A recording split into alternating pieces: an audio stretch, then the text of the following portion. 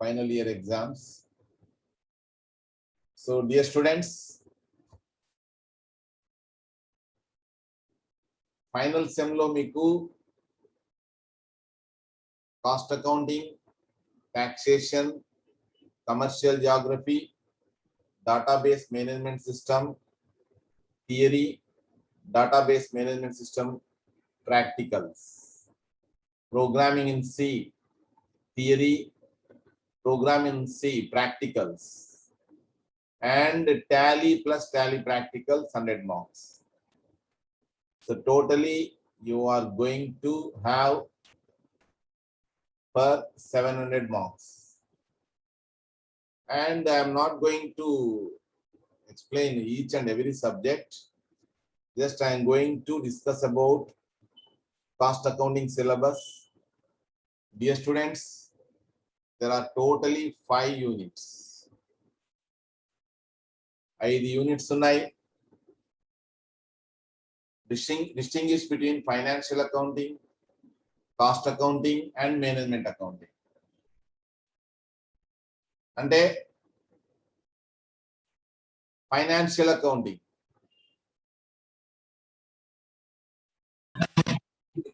విత్త గణక శాస్త్రం, నిర్వహ గణక శాస్త్రం. సో టోటల్ గా మనకు 3 రకాల అకౌంటింగ్స్ ఉన్నాయి. And you have already learned financial accounting in first sem, second sem,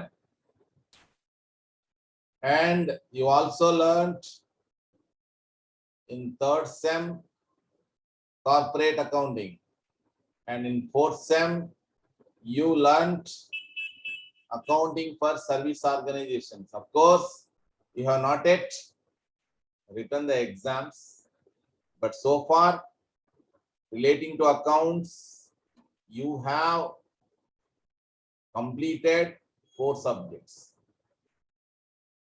Dear students, fundamentals of accounting 1 and fundamentals of accounting 2, corporate accounting and accounting for service organizations, all these 4 subjects just reflect the income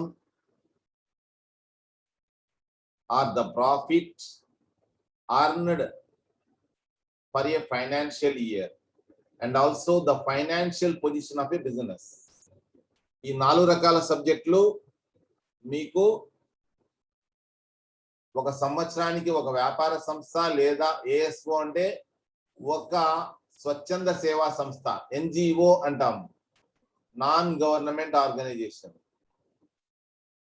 non government organisation తయారు చేసే పుస్తకాలను non trading concerns accounts అంటారు. వ్యాపారేతర సంస్థల ఖాతాలు అంటాం.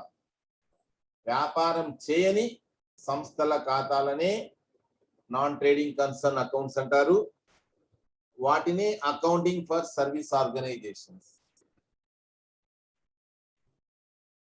Okay, accounting for service organisations అందులో మీరు నేర్చుకున్నారు. అది ఈ 3 కూడాను ట్రేడింగ్ కన్సర్న్స్ అన్నమాట. Financial accounting 1 and 2 and corporate accounting. Dear students, మనం ఫైనాన్షియల్ అకౌంటింగ్ లోని ఇంకా డెప్త్ గా పోవడమే కాస్ట్ అకౌంటింగ్ యొక్క ముఖ్య ఉద్దేశం. కాస్ట్ వ్యయం, ముడి పదార్థాలు, రా మెటీరియల్, ముడి సరుకు, ఎంత సరుకు కొనుగోలు చేశాము, ఓకే, తర్వాత దానికి సంబంధించి ప్రత్యక్ష ఖర్చులు ఎన్ని ఉన్నాయి, పరోక్ష ఖర్చులు ఎన్ని ఉన్నాయి, టోటల్ కాస్ట్ ఎంత, అందులో ఫిక్స్డ్ కాస్ట్ ఎంత, వేరియబుల్ కాస్ట్ ఎంత, టోటల్ కాస్ట్ ఎంత, టోటల్ అవుట్పుట్ ఎంత, టోటల్ అవుట్పుట్ ఎంత, యావరేజ్ కాస్ట్ ఎంత. ఇట్లా మనము కాస్ట్ అకౌంటింగ్ లో goods produced, cost of production related గా, కాస్ట్ ఆఫ్ ప్రొడక్షన్ ఇంకా సింపుల్ గా చెప్పాలి అంటే కాస్ట్ అకౌంటింగ్ అనేది దేనికి హెల్ప్ చేస్తుంది అంటే maximum output with minimum cost. దీనికోసం ఎప్పటికప్పుడు కాస్ట్ అకౌంటింగ్ ప్రయత్నిస్తుంటుంది. With minimum cost, maximum output with minimum cost. తక్కువ వ్యయంతో, కనీస వ్యయంతో గరిష్ట ఉత్పత్తిని, అవుట్పుట్ అన్నమాట, గరిష్ట ఉత్పత్తిని ఉత్పత్తి చేయడానికి సంబంధించినదే cost accounting. So this is very very important. Okay, so మనం కాస్ట్ అకౌంటింగ్ లో మనం ఏ వస్తువు ఉత్పత్తి చేయడానికి ఎంత ఖర్చు అయింది, అందులో స్థిర వ్యయం ఎంత, చర వ్యయం ఎంత, ఫిక్స్డ్ కాస్ట్ ఎంత, వేరియబుల్ కాస్ట్ ఎంత, ఈ రెండు కలిపితే టోటల్ కాస్ట్ అవుతుంది. టోటల్ కాస్ట్ అవుతుంది. ఓకే, సో మనం టోటల్ కాస్ట్ ను ఎంత ఉత్పత్తి చేస్తాము అనేది టోటల్ యూనిట్స్ అన్నమాట, number of units. Total cost ని నంబర్ ఆఫ్ యూనిట్స్ తో డివైడ్ చేస్తే మనకు వచ్చేది యావరేజ్ కాస్ట్. ఓకే, అదంతా కూడా మనం తెలుసుకోబోతున్నాము. ఓకే, సో ఇక్కడ కాస్ట్ అకౌంటింగ్ లో అవన్నీ ఉంటాయి. ఇక మనం కాస్ట్ అకౌంటింగ్, మీరు కాస్ట్ అకౌంటింగ్ సిఏ అంటే ఇక్కడ కాస్ట్ అకౌంటింగ్, ఇక్కడ సిఏ అంటే corporate accounting. So cost accounting లో మీరు how a business produces maximum output with minimum cost, ఏ రకంగా ఒక వ్యాపార సంస్థ కనీస వ్యయంతో గరిష్ట ఉత్పత్తిని చేస్తుంది అనే అంశాలను మీరు తెలుసుకుంటారు. దాన్ని బట్టి మనం ప్రైస్ ఫిక్స్ చేస్తాము. ఓకే, ఎంత రేటు డిసైడ్ చేయాలి. ఓకే, సో అదంతా ఇంకా మరి మనం కాస్ట్ అకౌంటింగ్ అనేది కాస్ట్ రిలేటెడ్ సంబంధించి. మేనేజ్మెంట్ అకౌంటింగ్ అనేది డెసిషన్ మేకింగ్ సంబంధించి funds flow statement, cash flow statement, accounting ratios, ఇవన్నీ కూడాను మనకు డెసిషన్ మేకింగ్ కు హెల్ప్ అవుతాయి, నిర్ణయాలు తీసుకోవడానికి. మీకు తెలుసు స్టూడెంట్స్, మీకు తెలుసు అదేమంటే టాప్ లెవెల్ మేనేజ్మెంట్ ఉంటుంది. ఓకేనా, మిడిల్ లెవెల్ మేనేజ్మెంట్ ఉంటుంది. Middle level management, okay, top level management, middle level management, lower level management, ఇట్లా ఉంటది. సో టాప్ లెవెల్ ఎప్పుడు కూడాను ఇక్కడ 80% థింకింగ్ ఉంటుంది, కేవలం 20% డూయింగ్ ఉంటుంది. అదే మిడిల్ లెవెల్ మేనేజ్మెంట్ 50% థింకింగ్ ఉంటుంది, 50% డూయింగ్ ఉంటుంది. కానీ లోవర్ లెవెల్ మేనేజ్మెంట్ కొట్టేటప్పటికల్లా 20% థింకింగ్ ఉంటుంది, 80% డూయింగ్ ఉంటుంది అన్నమాట. అంటే చెప్తే చేసే వాళ్ళే ఎక్కువగా ఉంటారు లోవర్ మేనేజ్మెంట్ లో, ఇక్కడ చెప్పే వాళ్ళు ఎక్కువ ఉంటారు total level management, I mean top level management లో. మిడిల్ లెవెల్లో చెప్పేది ఉంటుంది, చేసేది ఉంటుంది. సో ఈ సైడ్ ను థింకింగ్ అంటే, ఈ సైడ్ ను డూయింగ్ అని మనం చెప్పుకోవచ్చు. మేనేజ్మెంట్ అకౌంటింగ్, మేనేజ్మెంట్ అకౌంటింగ్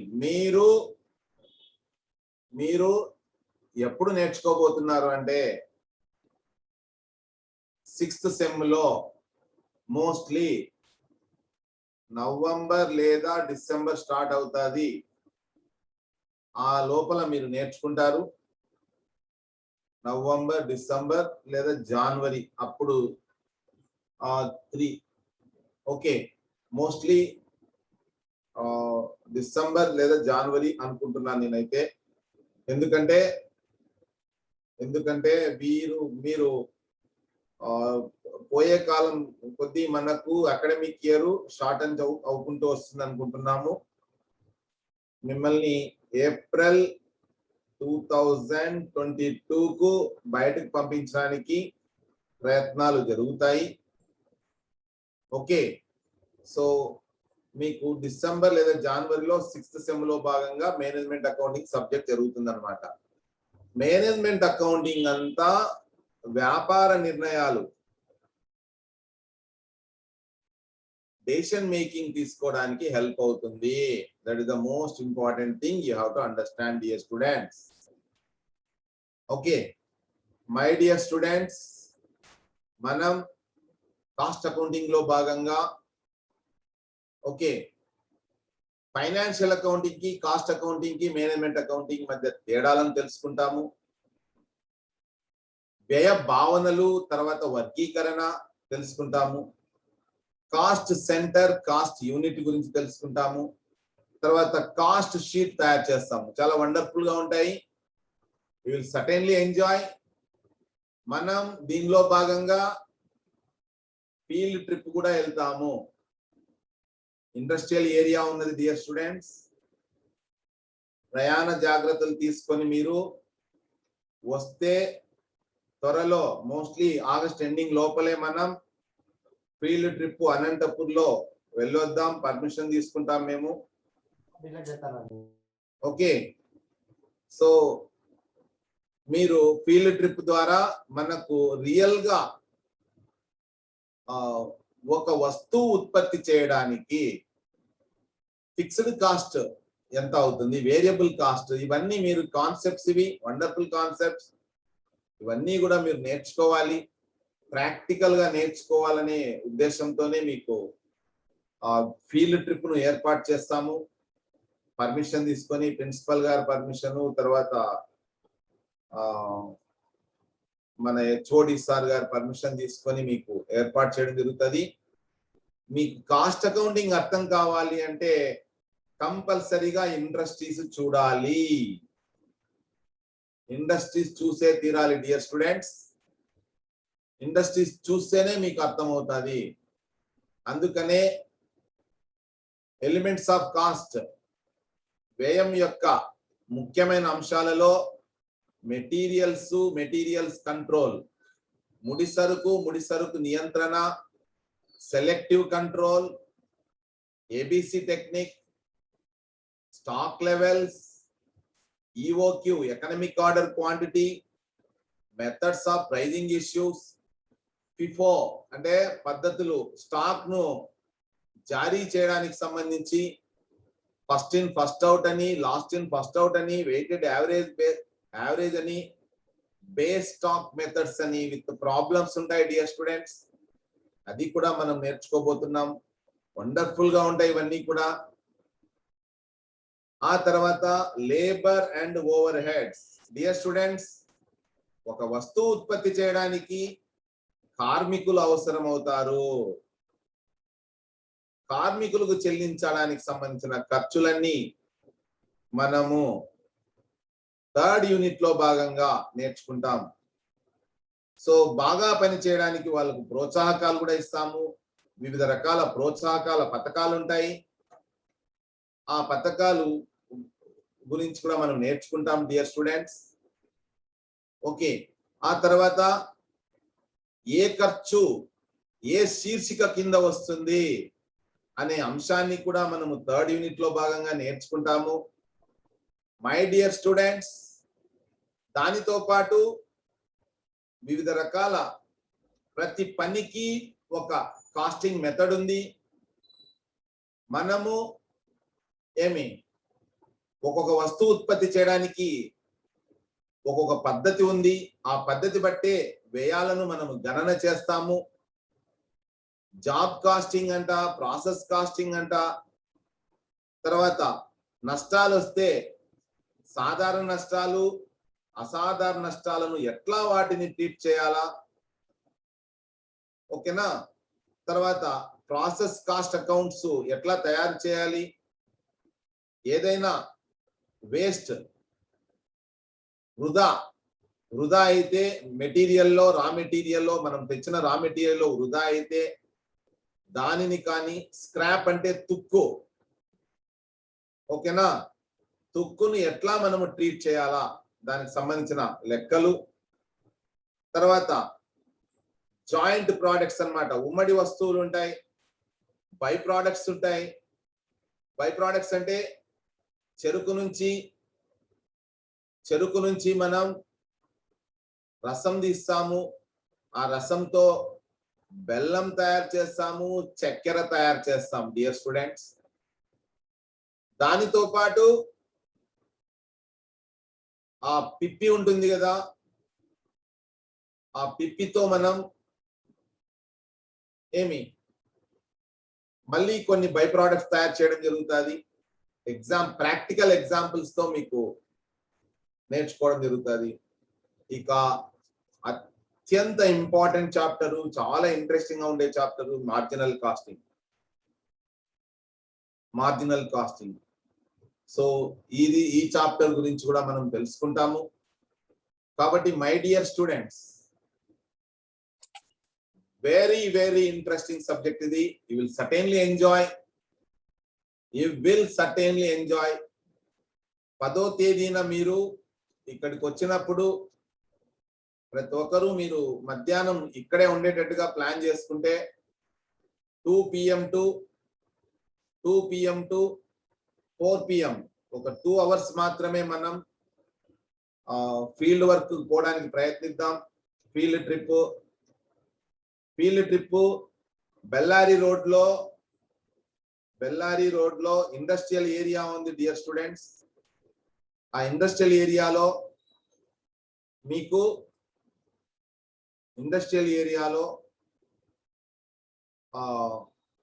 రకరకాల పరిశ్రమలు ఉన్నాయి. ఆ పరిశ్రమలో ఏ పరిశ్రమ ఏ మెటీరియల్, ఏ వస్తువులు ఉత్పత్తి చేస్తుంది, ఏ పరిశ్రమ ఏ వస్తువులు ఉత్పత్తి చేస్తుంది, ఏ వస్తువు ఉత్పత్తి చేయడానికి ఎంత ఖర్చు అవుతుంది, ఇవన్నీ కూడాను మేము మీకు చూపించడం జరుగుతుంది. 10వ తేదీనే అనుమతి తీసుకోవడానికి ప్రయత్నిస్తాం మేము. తర్వాత మీరు బయటకు వస్తే టీ తాగుతుంటారు. టీకి సంబంధించి ఆ గ్లాసెస్ కావచ్చు, పేపర్ గ్లాసెస్ ఎట్లా ఉత్పత్తి చేస్తారు అనేది కూడాను మనం తెలుసుకోబోతున్నాము. My dear students, it is a wonderful subject. Business statistics కంటే కూడాను ఇంకా ఎక్సలెంట్ గా ఉంటుంది. The only thing is you have to spend some time. మనకు బాగా నచ్చిన వాళ్ళతో మనం ఎంత హ్యాపీగా ఎంజాయ్ చేయాలనుకుంటామో అదే సమయాన్ని ఈ అద్భుతమైన ఆనందకరమైన సబ్జెక్ట్ నేర్చుకోవడానికి మీరందరూ కూడాను ముందుకు వస్తారని ఆశిస్తున్నాను.